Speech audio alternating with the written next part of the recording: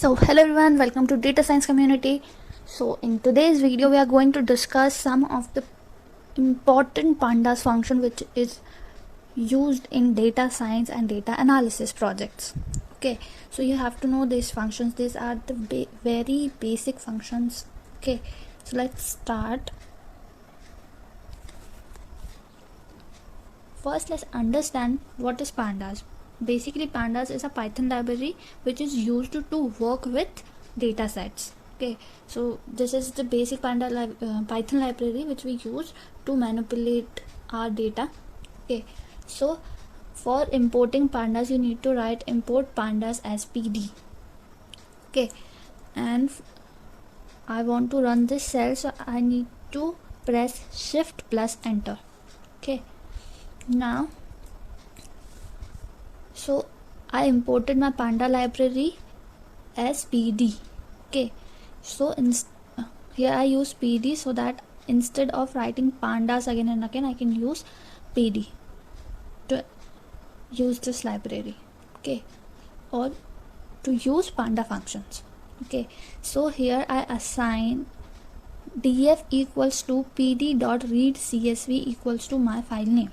So basically read_csv is a pandas function which we use to read csv files.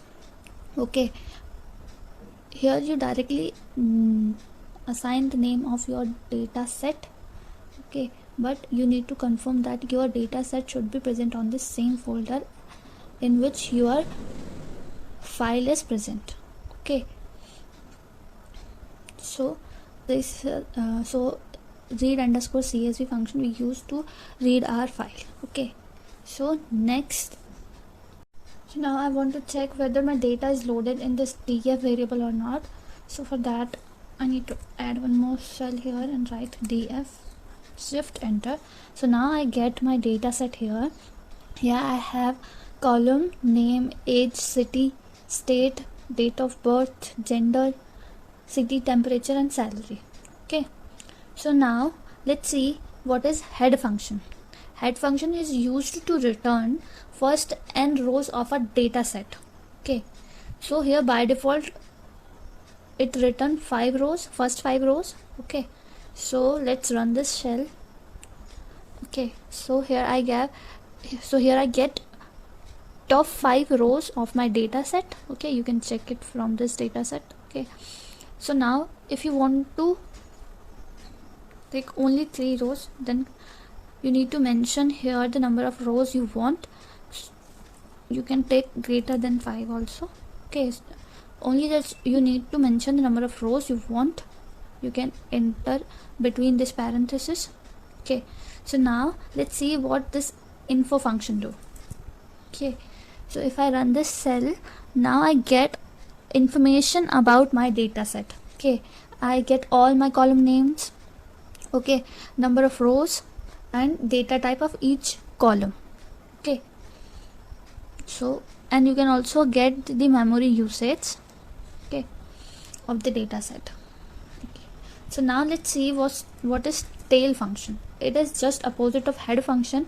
Head function returns top 5 rows by default. Okay, first 5 rows, and tail function returns last 5 rows of the data set. Okay, and you can also mention here the number of rows. If you want less rows or more than 5 rows, you can mention here the number of rows you want. Okay, and next is describe function.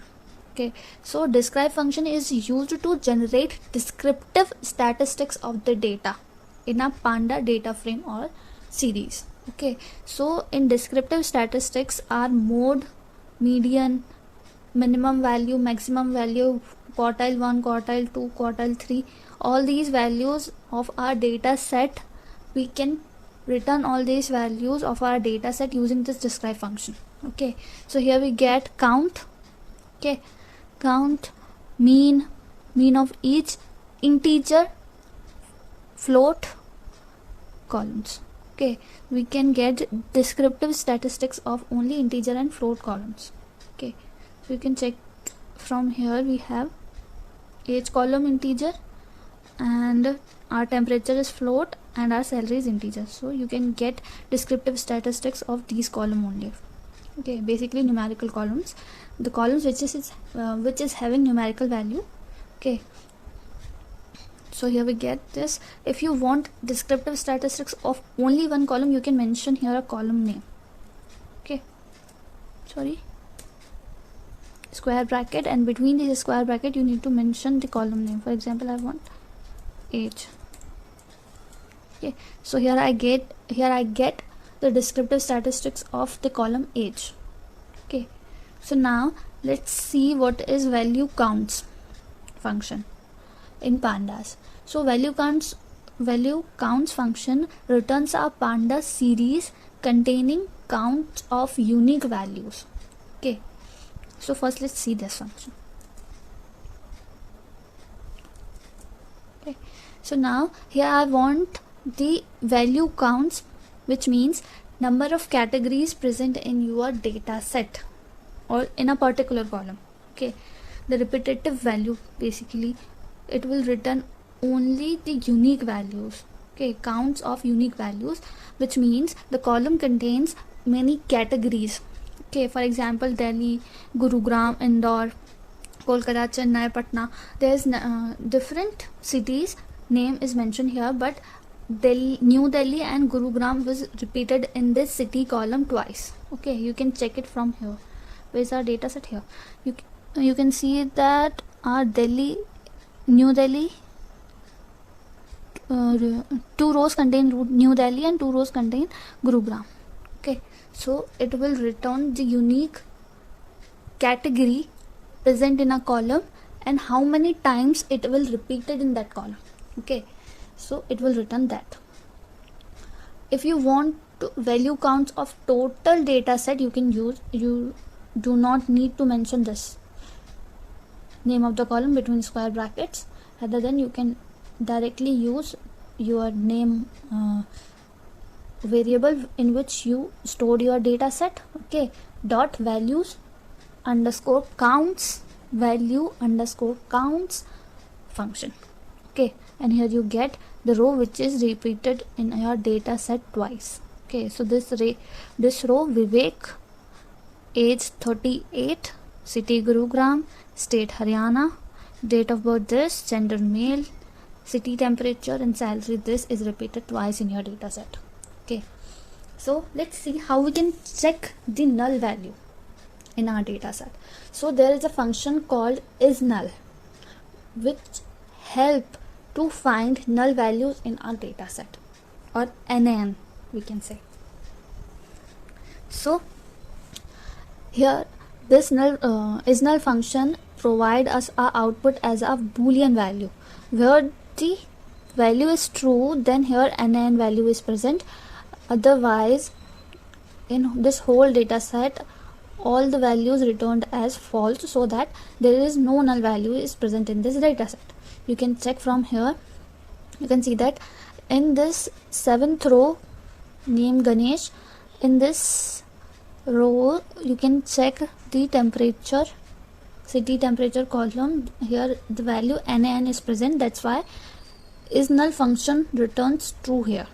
Okay, or you can also use df.isNull.sum function. Okay, so it will provide total null values present in every particular column.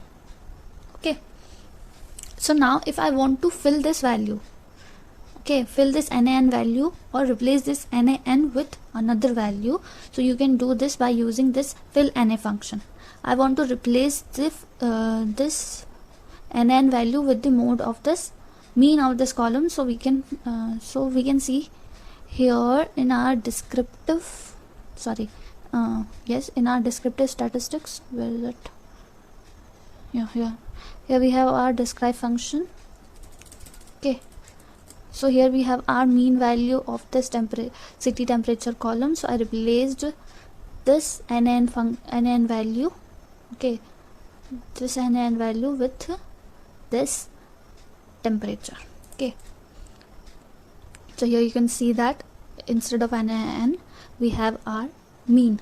Okay, but now the value is not changed in our data set. You can see here still it is n. Okay, if you want to change the value in our main data set, you need to mention here in place equals to 2. And now you can check by running this. Okay, so now you can see here our value is changed in our main data set. Okay, now I want my NN value back, so I rerun this section. So here we got it. Now I want to drop.